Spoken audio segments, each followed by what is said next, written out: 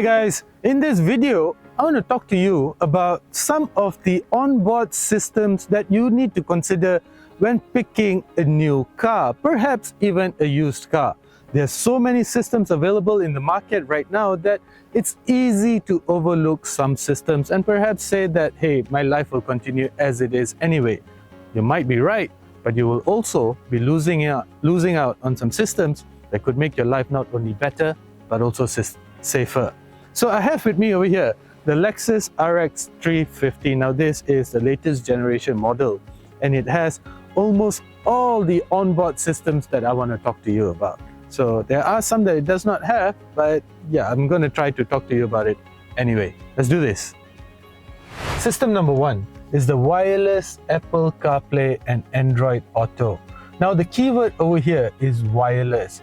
Now I know that a lot of cars have this, but one thing that I found that if it's a wired system and you're always going to have your phone connected to the system through a cable, it is going to drain your battery like anything. It's not a good thing to have actually, to always be it's not a good thing to do actually, to always be connecting your phone to a powered source. Your battery will lose charge very quickly. So a wireless Apple CarPlay or Android Auto system is always handy. Why do you need Apple CarPlay and Android Auto? I mean, look at this. I basically have my entire life connected. So my phone, so these are all my favorite contacts, my recent contacts, my contacts, keypad, everything is here. And the Apple Maps is here, but I do prefer to use Google Maps. So besides that, I have my YouTube music, my WhatsApp messages, even though this reads it out to me rather than letting it read to me, letting me read all my Telegram messages as well. Waze, I do take Microsoft Teams conference calls on it, I do admit that. I have my podcasts. I basically have everything from my phone connected to the car. The next system that I want to talk to you about is the Rear Cross Traffic Alert. Rear Cross Traffic Alert is one of the systems that I discovered in my own Mazda CX-5 2.5 Turbo. Now this is very handy, especially when you're reversing out. In Malaysia or Southeast Asian countries, you have a lot of bikers, animals that come out of nowhere. So what this system does is that it alerts you to an oncoming obstacle that even you may not realize that is there. The other thing that is actually quite handy that the Lexus does not have is the forward cross traffic alert. So let's say you're coming out and you're merging onto a major highway, major road or something, and you're looking right, but you don't notice a pedestrian or a cyclist coming from your left. This is what the forward cross traffic alert system is for. So rear cross traffic alert, forward cross traffic alert, something that I really highly recommend that you have in whatever car that you're choosing. The next system that I highly recommend is the blind spot monitoring system. Now, the blind spot monitoring system is basically these things over here. It's basically a light that will illuminate whenever there's a car or motorcycle that is out of your visibility. Now this is especially handy in urban environments, but particularly so during rainy seasons, especially when during dusk, when you don't really see anything, it's raining heavily, light is barely visible, or even at night. So what this does is it alerts you to a car or motorcycle that is hidden out of your range of vision.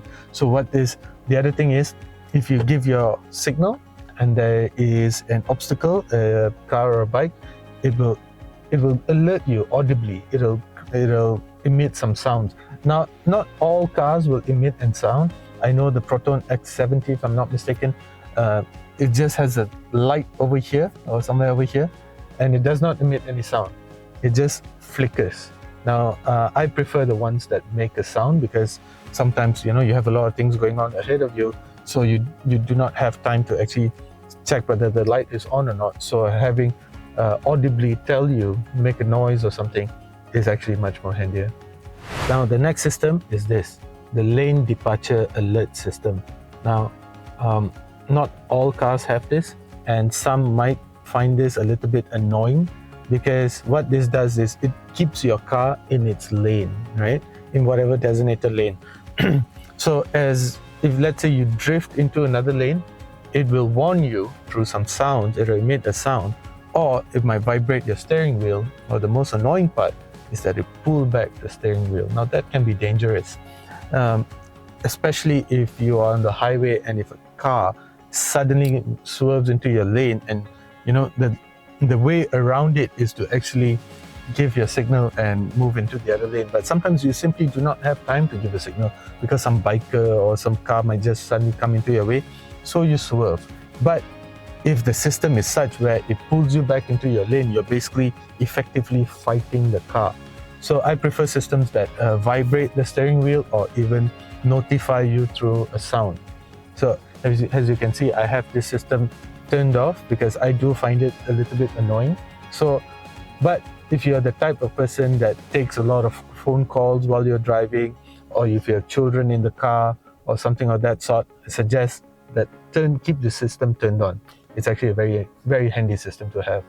Now the next system is the auto hold function. Now this is glorious, right? So because we spend a lot of time being stuck in traffic and such, so you don't always want to keep your foot on the brake, and or you don't want to put it in neutral, pull up your handbrake, whatever. So the auto hold function is one of the most underrated features in modern cars. So what it does is it basically effectively holds your car even in drive, right? So when you are in traffic, you just turn the system on, and the system will hold the car in place for you while traffic moves or while the traffic light turns green, whatever, right? So it'll just basically hold your car in place, and all you have to do to basically turn the system off is get on the accelerator pedal, or just give it a slight tap, and the car will start moving. Now there's a lot of misconception out there that the auto hold function basically it always keeps your brakes on and biting onto the disc brake. Now this is not true. Auto hold function is basically one of the systems that in my books is a must-have. Now the next function is the adaptive cruise control. Adaptive cruise control is God's gift to mankind, because cruise control is great, but cruise control does not work when, let's say, a car or a motorbike just suddenly comes into your way and you basically just have to take over the car and brake or accelerate again. Adaptive cruise control basically brakes and accelerates the car for you.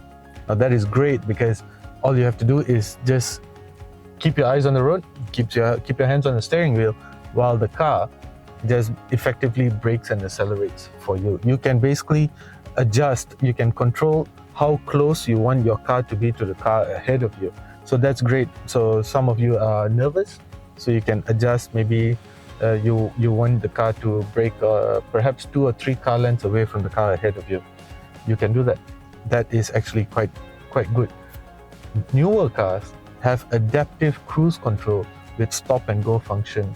God thought he pitied mankind and he updated the software. So with stop and go function, it basically works wonders in traffic. So what it does is it basically brakes and accelerates for you, but it also brings the car to a stop for a couple of seconds and basically accelerates again. So that is amazing in heavy traffic. Let's say you balik kampung or the Chinese New Year rush or something like that, and our highways are always congested, right? So with stop and go function is amazing. So after that, an angel went and spoke to God and said, mankind are idiots, and there's basically we need even newer software. So, and that's available in the new Lexus RX 350. So you get adaptive cruise control with stop and go function, and this time it actually brakes for corners. So the thing about cruise control, adaptive cruise control, right, is sometimes you get really fast flowing corners or very tight corners. So that's basically you have to turn off the system and maneuver through the corner and turn it back on again. But with the newer systems, it detects that there's a corner coming up and it gauges how severe the corner is. If it's a very tight corner, it brakes the car for you, lets you take the corner, and accelerates it for you. Again, this is the proper system to have. This is much more advanced. Now, some of these systems can work in conjunction with lane departure warning or lane keep assist as well. So, and then effectively, when you're using the system, it can also sort of steer the car for you. Now, this works in less in flowing corners, not in through tight corners. I wouldn't do that. So that is actually, it works beautifully then. But yeah, the adaptive cruise control with stop and go function and ability to basically steer around corners. So that's that, guys. Some functions, systems, technologies that I think are crucial in the new cars. There are a lot of features out there.